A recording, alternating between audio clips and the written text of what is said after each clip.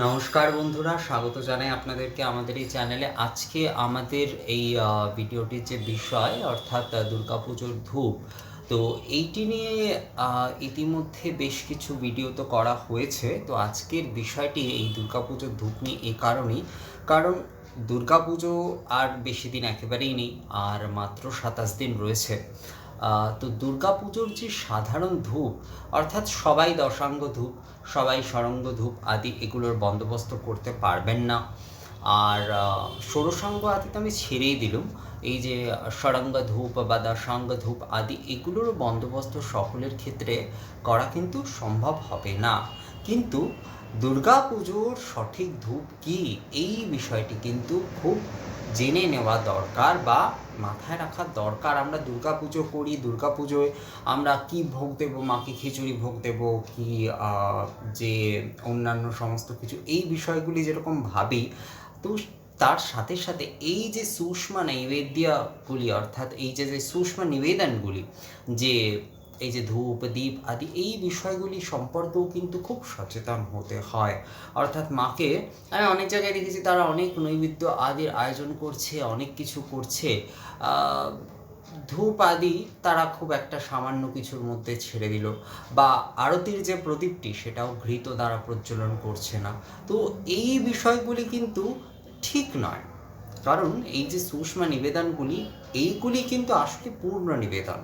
ভোগাদি আমরা তো মার এর দিব্যদৃষ্টি সেটিতে পড়ছেন এবং আমরা সেটি আবার প্রসাদ রূপে গ্রহণ করছি, কিন্তু এইগুলি পূর্ণভাবে নিবেদিত হচ্ছে এই যে ধূপ আদি। তো সঠিক ধূপ কোনটি পুজোর, এটি জানাটা খুব প্রয়োজন। তো এই ধূপ দ্বারা ধূপ নৈবেদ্য, অর্থাৎ এই যে ধূপটি আমি যে দিচ্ছি এটি নৈবেদ্য, এই কথাটি সবসময় কিন্তু মাথায় রাখতে হবে। তো দুর্গাপুজোর সবথেকে উৎকৃষ্ট এবং উত্তম ধূপ হচ্ছে, গুগ্গুল। তো গুগ্গুল, সুরধূপ এবং ঘৃতা, আপনি অন্তত এই তিনটে শুধু ব্যবহার করুন। সুরধূপ মানে হচ্ছে যে পীত ধুনা, যেটি সেটি সব থেকে হচ্ছে উত্তম। গোটা যে ধুনা সেটা যদি আপনি কিনে আনতে পারেন সেটাই সব থেকে ভালো। সেই গোটা ধুনাটি আপনি বাড়িতে নিয়ে আসুন, এবং গুগ্গুল যেটি আপনি দশকর্মা ভাণ্ডারেই পেয়ে যাবেন, যেখান থেকে আপনি ধুনো কিনতে যাচ্ছেন সেখানেই আপনি বলবেন যে ধুনোর সাথে ধূপ দেওয়ার জন্য গুগ্গুল দিতে, সেই গুগ্গুলটি আপনি পেয়ে যাবেন। এছাড়াও এখন অনলাইন আদিতে খুবই ভালোভাবে এই গুগ্গুল আদি পাওয়া যায়। তো সেই ক্ষেত্রে আপনি এই গুগ্গুল এবং ধুনা আপনি কিনে আনুন, এবং এই ধুনা এবং গুগ্গুল দ্বারা ধূপ প্রস্তুত করে এটি আপনি ধুনুচিতে আপনি প্রজ্বলন করুন। ধুনুচি সবসময় যখন প্রজ্বলন করবেন ঘৃত বাতি বা কর্পূর দিয়ে করুন। ঘৃত বাতি দিয়ে করতে পারলে খুবই ভালো, অথবা কর্পূর দিয়েও করতে পারেন। কখনো কাগজ দিয়ে, মোমবাতি দিয়ে, এই জাতীয় জিনিসপত্র, অথবা অনেকে দেশলাইয়ের কাঠি জ্বালিয়ে সেটি ভিতরে ওই দিয়ে দেয়, একদম না। এই পদ্ধতিগুলি একেবারেই হচ্ছে ভুল। এবং এই যে আপনি যে ধূপটি প্রজ্বলিত, এই যে ধুনুচি ধূপটি অনেকে শুধু ভাবে যে ওটি বোধহয় একটু ধোঁয়া দিয়ে দিলাম, একটু ওই মানে ধুনো দিয়ে দিলাম, হয়ে গেল। ব্যাপারটা না, একেবারেই তা নয়। এটি হচ্ছে সম্পূর্ণভাবে নৈবেদ্য, এটি সম্পূর্ণভাবে নৈবেদ্য। তো একদম সেই ভাবনা, যেরকমভাবে আপনি ভগবানের ভোগ আদি প্রস্তুত, মায়ের যে ভোগ আদি আপনি প্রস্তুত করছেন, সেই ভাবনাটি আপনার যেরকম থাকা উচিত, ধূপ দীপ আদি এই সমস্ত কিছুর ক্ষেত্রেও ঠিক এই ভাবনাটি থাকা উচিত। ঠিক একদম এই ভাবনাটি কিন্তু আপনার থাকা উচিত। অনেকেই আছে দেখেছি মোমবাতি কয়েকটি জ্বালিয়ে দিল, বা এরকম এই ধরনের ব্যাপার, বা মোম দিয়ে ধুনো জ্বালিয়ে দিচ্ছে, ছোট মোমের টুকরো সেটি ধুনুচির মধ্যে দিয়ে দিল, কাগজের টুকরো ধুনুচির মধ্যে দিয়ে দিচ্ছে।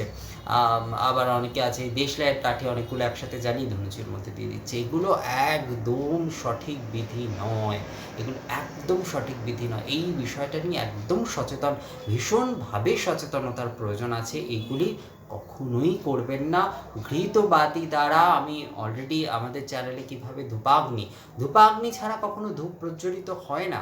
ধূপাগ্নি দ্বারা আপনি প্রজ্বলন করুন, ধূপাগ্নি মাধ্যমে প্রজ্বলন করুন ধুনুচি।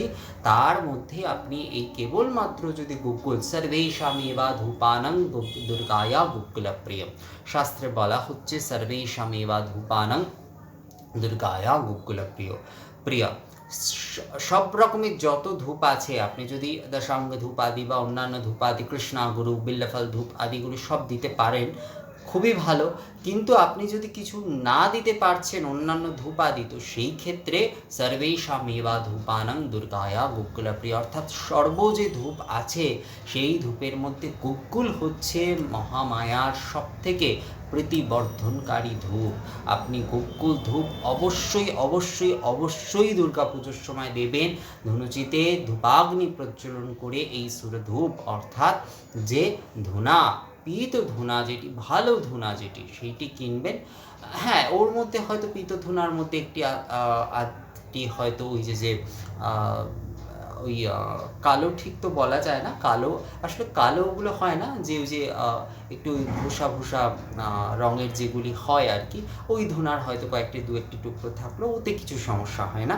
কিন্তু ভালো আপনি যে পীত ধুনা সেইটাই কিনবেন। তার মধ্যে একটা দুটো কি থাকলো সেটা কিছু বড় কথা নয়, কিন্তু ভালো যে পীত ধুনা, ভালো যে হলুদ যে ধুনাটি, গোটা ধুনা, সেটি আপনি কিনে আনবেন। এবং তার সঙ্গে হচ্ছে আপনি গুগ্গুল অবশ্যই কিনে আনবেন। অবশ্যই আপনি গুগ্গুল এবং ধূনা আপনি কিনে আনুন, এবং সেটি ঘৃত দ্বারা এই ধূপাগ্নি প্রজ্বলন করে ধনুচিতে গুগ্গুল এবং ধূনা দিয়ে তার মধ্যে ঘৃত দ্বারা কিন্তু সবসময় দেবীকে ধূপ করতে হয়। এই বিষয়টি কিন্তু অবশ্যই মাথায় রাখবেন। এই বিষয়টি অবশ্যই মাথায় রাখবেন যে গুগ্গুল ধূপ কিন্তু দুর্গাপুজোর সবথেকে উত্তম ধূপ, এবং বিশেষ ধূপ বা ধূপ নৈবেদ্য আপনি দিচ্ছেন সেটি কেবল গুগ্গুল দিয়ে দিতে পারেন।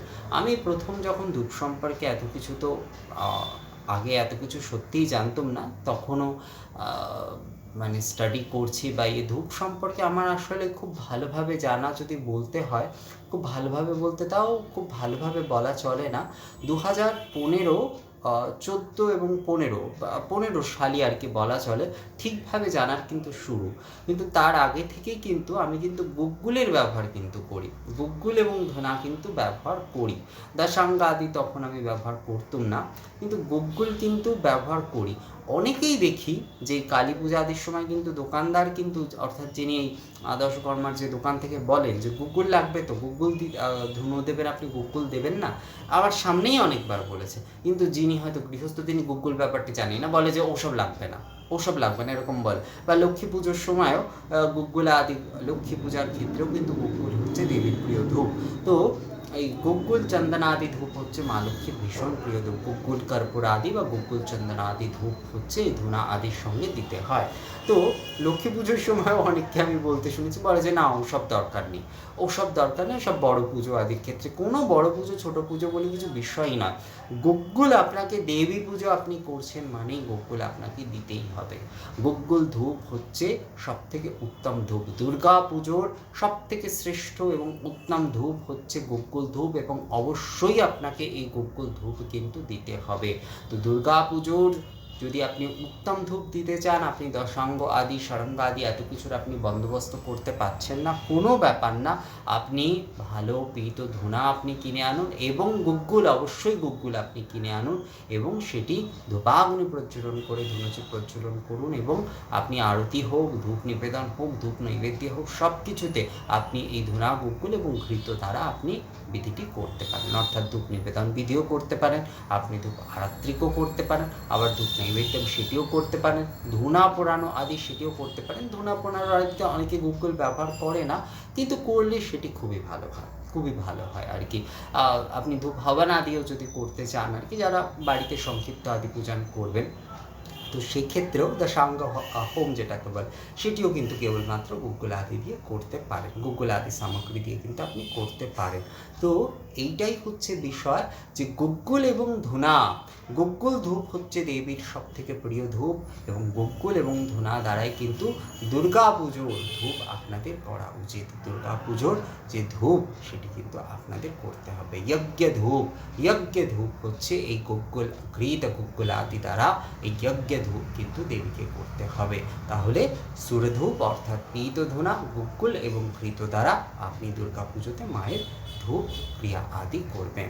তো আশা করি এই বিষয়টি আপনারা বুঝতে পেরেছেন। ভিডিওটি আপনাদের কেমন লাগলো আমাকে কমেন্ট করে জানাতে ভুলবেন না। পরবর্তী আবারও কোনো ভিডিওতে আপনাদের সঙ্গে কথা হবে। ততক্ষণের জন্য নমস্কার।